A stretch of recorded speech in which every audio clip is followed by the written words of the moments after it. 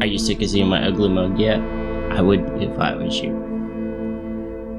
I know it's like bam bam bam this week, but I didn't get the review out last week. Wanted to make sure I kind of stay on some schedule. I don't know. Talk to my stuffed rabbit over there, Robbie, guardian of the speaker. But back for another zine review, and this time what I want to talk about is Intrusive Signals, issue number 1, issue number 2, which are the 2 issues that have been put out so far. Makes tons of sense, does it not?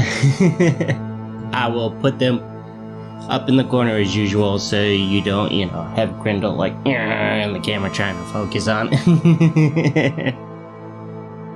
I said in my review of Robin Bushy's Gutter Hunter that the thing I love about zines is the creator's personality comes through entirely, and I think one of the great examples of this would be Intrusive Signals. I don't even know how I ran across this, to be honest. I think, I hate to say it, but the power of social media, like Solomon Tump, who is responsible for Intrusive Signals, was like friend of a friend on Instagram, He recommended, I posted a thing about it, how much I love Philomena Kong. He suggested Motherland and went off from there. As soon as I found out he did a zine on noise, experimental music, drone, yada yada yada, I was like, yeah. So, ordered it from Screamin' Ride Distro up in Montreal, and let me tell you, they could give a masterclass on how to package shipments, because these 2 zines showed up and you would have thought that it was like a vinyl order or something like that. I mean, so perfect. So I cannot recommend Screamin' Ride Distro enough. So if you live in North America, I would highly suggest picking it up from them. If you live in the UK or Europe, probably get it directly from him. I'll put that information down below, you know the drill. We're all old hands at this, aren't we? Yeah, salty ass.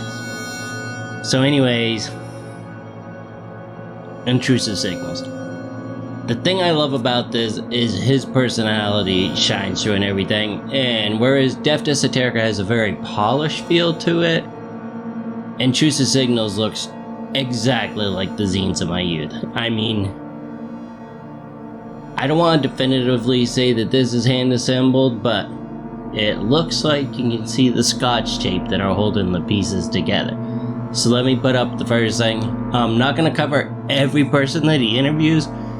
You can look that up yourself. And also, I don't want to ruin the surprise. If you get it, there's nothing worse than, somebody reviewing something and spoiling everything in there. ST Joshi, are you listening? Learn how to review. Anyway, in issue 1, it starts off with an interview with Luxray Mollusk. I had heard the name, hadn't really looked into his work that much. Great interview. Put it up there so you can get an idea of the layout.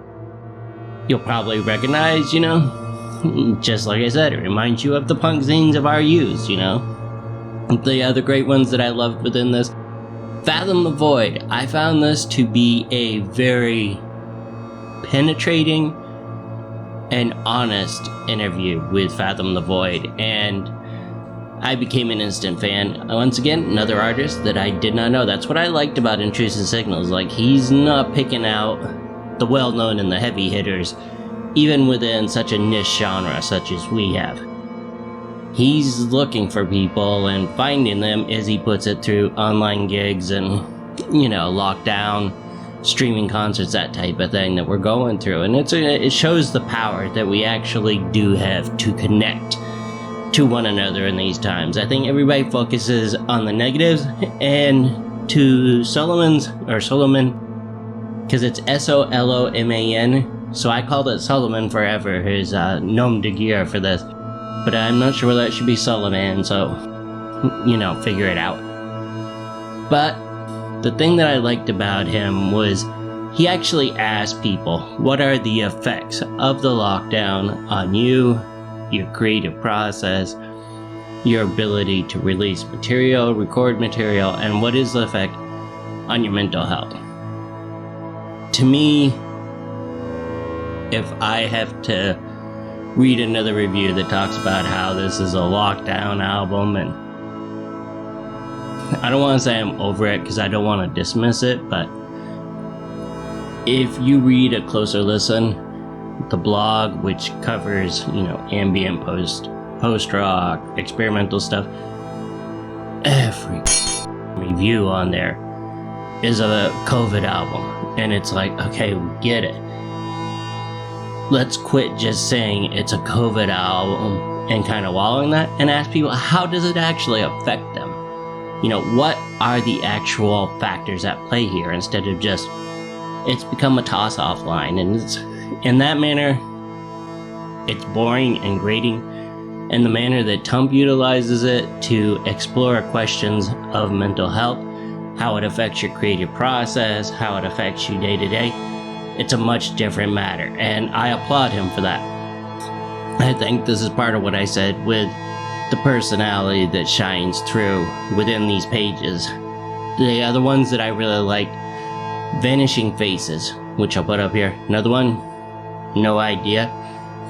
And I liked how that was, I don't want to say a diary, but it was a very personal take on the album and their headspace and their love of going out mushroom hunting. Another thing that you will see a lot within these two issues is the influence of geography. And if you've been following Solomon Tump's own work in the noise field, you know that he's currently exploring a new landscape to himself, which, go to his Bandcamp, look it up, support the man, read what he has to say himself, because I'm not going to do it justice. But what a great, it's a beautiful document of the time without beating you over the head of what's actually going through. I find it insightful, illuminating, and also connecting in a very wonderful way. And then he does this in both issues. He has his final words, and I love his sentiment of, now that you finished it, please pass the zine along or donate it to a zine library. The spirit of giving throughout these zines I find remarkable and encouraging, if that's the best way to put it.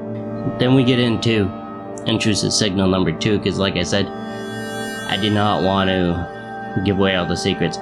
Number 2 starts off with Moss Harvest, the artist I was familiar with. I adore Moss Harvest. I adore their work. Interviews I've read with him, seems like a very gracious and giving soul, and I think that reflects within their music, and it's a wonderful document.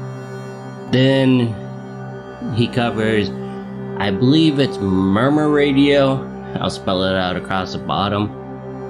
And this is a very interesting take on not only the history of collective, might be the right word for this, but also almost like mini capsule reviews and talking about the people and projects involved, which I thought it was a great way to deal with the topic. I really enjoyed this.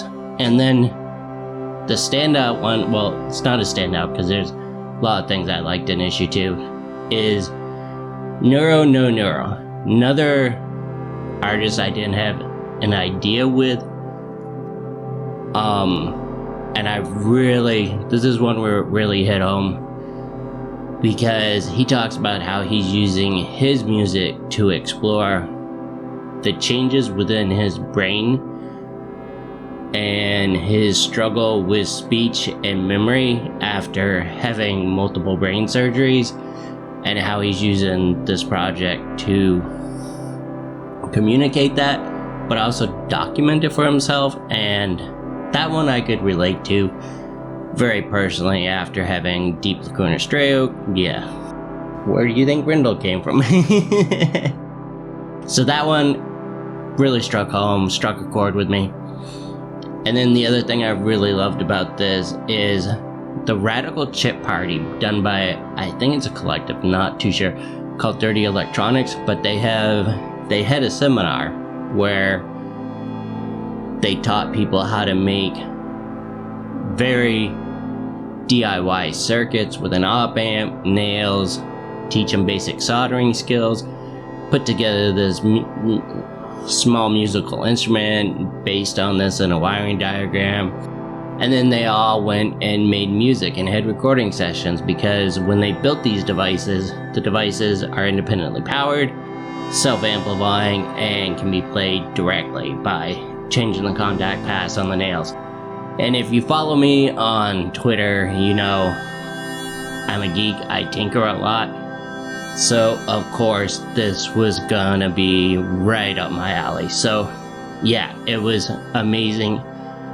Both issues. There is nothing I like better than opening a zine, finding music projects I didn't know about, and especially today with Bandcamp. Putting those albums on, sitting in my chair and reading the interviews, articles as you go along. Like, it's such a beautiful way to connect with people from around the world.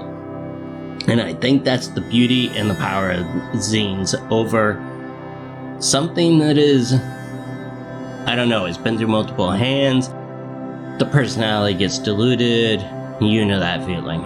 And Intrusive Signals, to me, exemplifies everything beautiful about making a zine. I find it incredibly well done, incredibly inspiring, and yeah, I seen that he sent issue number 3 off to the printer, and I cannot wait because I absolutely love this zine. So, anyways, don't want to ramble too much. Just want to make sure that we were caught up, or I was caught up. I want to meet those goals. They're all self-imposed goals, but those are the best kinds. And anyways, love you guys, and now I'll definitely see you like Wednesday for the regular Kelpit stuff. Anyways, check out Intrusive Signals, check out Solomon Tom's stuff. He has a radio show, he pushes it to SoundCloud and I believe Mixcloud. I'll put those links down below as well. And as always, I love you and have a beautiful weekend. Bye.